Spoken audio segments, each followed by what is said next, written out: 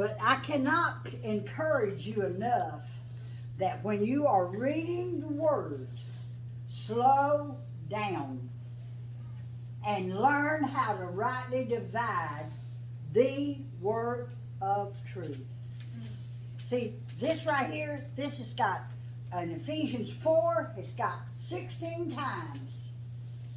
And I write them in my Bible. I read the sentence.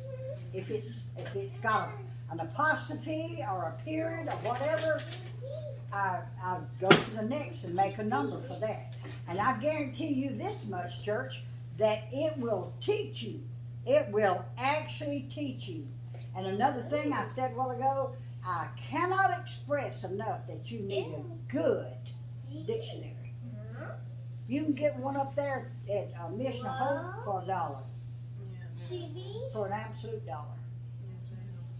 And I got some extra dictionaries. If people that don't have one, I'll be glad to be able to give them one that I have got up there at the Mission of Hope.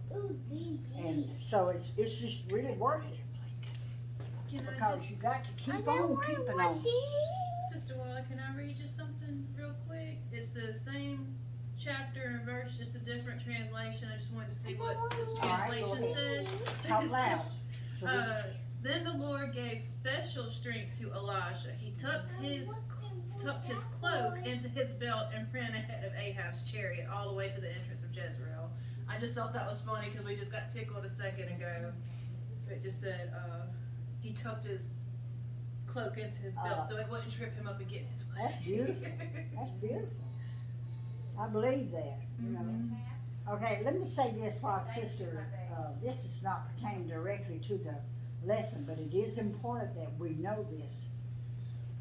In the Old Testament, the only way, I'm going to say it again, in the Old Testament, the only way they had safety was to put walls around their cities.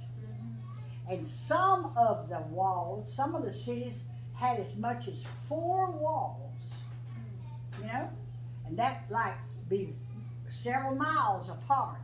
They had watchmen on the sides of the wall. They built a place for them to get out of the rain if it was raining or whatever. But still they had to watch. That was their watch, and whatever watch they had to complete that watch before they could get down and another man take their place. Yeah. So it's very important to know that. It's kind of like when Joshua and the children of Israel were marching, God said 7 times, always pay attention to the number 7. God's perfect number. 7 times we're going to march around it. And when that trumpet blows, those walls are coming down. So I don't know how many walls Jericho had. I don't know how many walls. I never have found out, you know. And let me say this to you. That phone's ringing. It's yours. Go ahead. I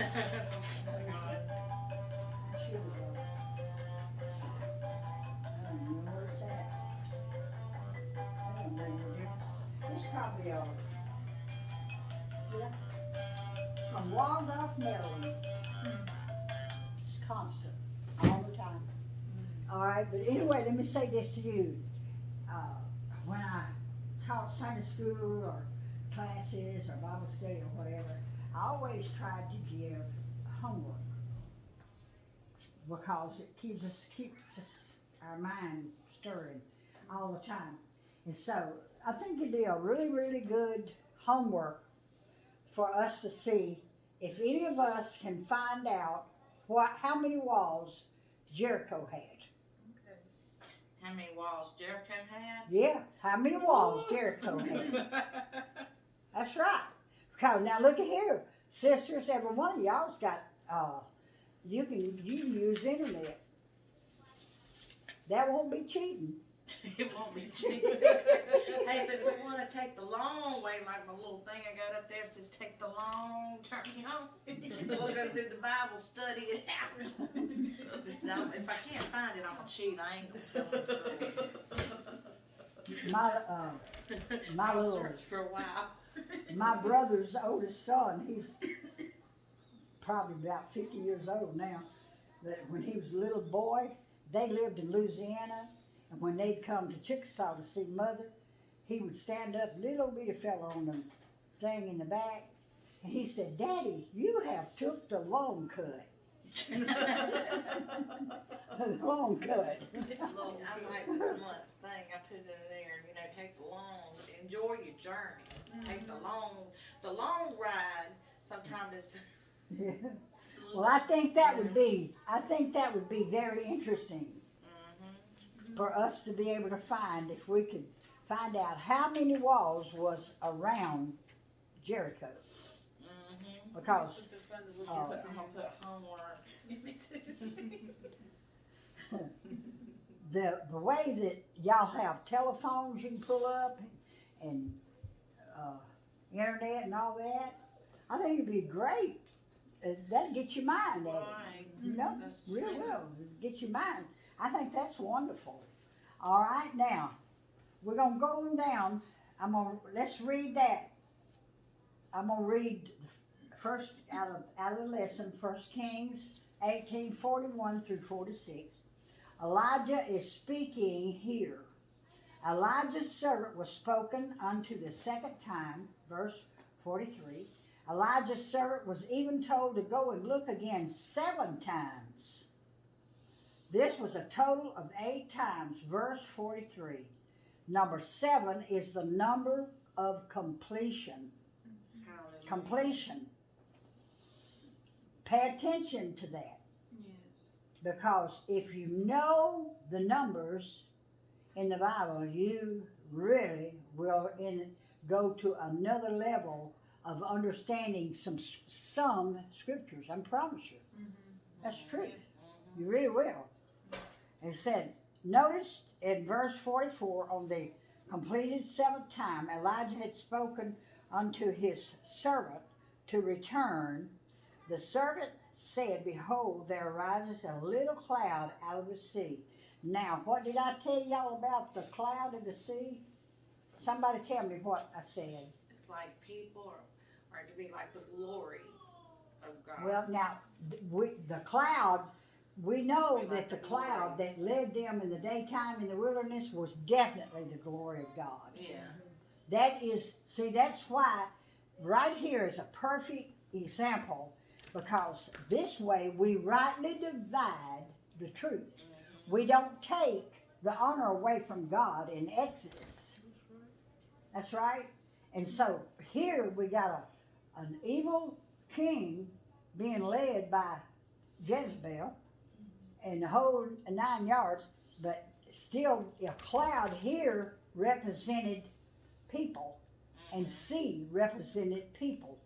And in Revelations, I'm telling you, church, you'd be surprised if you pay attention to the word sea, S-E-A, in Revelations, how many times that word will come up. And every time, I really believe, just about every time, not all the time, but most of the time, it means people. And the scripture says, in all things get understanding. In all things get understanding. And once you begin to understand, oh, I'm so glad you found him. Where'd you find him? Dan found him a while ago. Oh, He was out there hiding from Dana and the sheriff. He didn't want to come in. well, I'm so glad. But anyway, I thank God. So how many of you can just by us speaking tonight about the hand ministry? I'm gonna say now, sister. I'm gonna go down the line 1, 2, 3. I just gonna call you aimlessly, okay? Sister Tracy, what is a thumb? It's apostles. Very good. Sister, what is little finger? Teacher. Good deal. All right. That one. What's the furthest reaching? Evangelist. Very good. She Very, wasn't very good. I'm not picking on you. I just want y'all to learn. And of course, this ring finger is the pastor getting Yes. married to the Lord. Yes, that's how I That's love really that. sweet. And let me show you something. I took this on the back of mine. This Bible, I put this Bible You're through right, the. that way I I remember. put the Bible, this Bible really Do through your something. hand. I laid my hand up here Sure you will. and drew around it. Now, right there is where my little I should 2-year-old do the same. grandchild, great I grandchild, was put just that thinking rib of down. taking a picture of Okay, it now listen and what it blow says. up to do like a This outline. hand, Pretty Yes. Trace made. Just get one Yeah, person.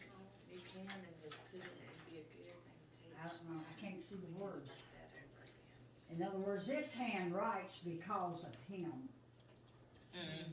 And I did that November the 18th of 2019. And she's rocking those shoes. Y'all seen those shoes? Woo, woo. Oh, yeah. Okay. I wear these things like everything.